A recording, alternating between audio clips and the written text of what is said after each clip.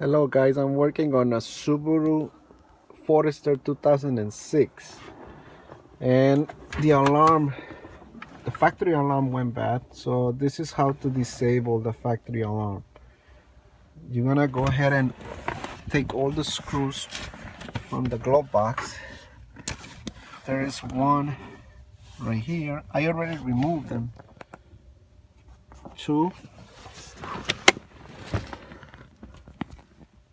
3, 4, 5, 6, 7 screws. You're gonna remove the 7 screws and the glove box comes out.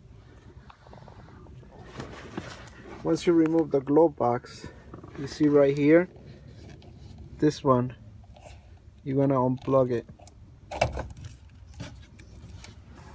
and you should be all set.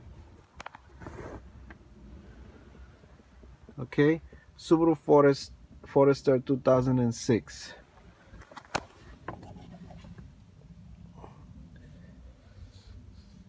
Keyless entry mark.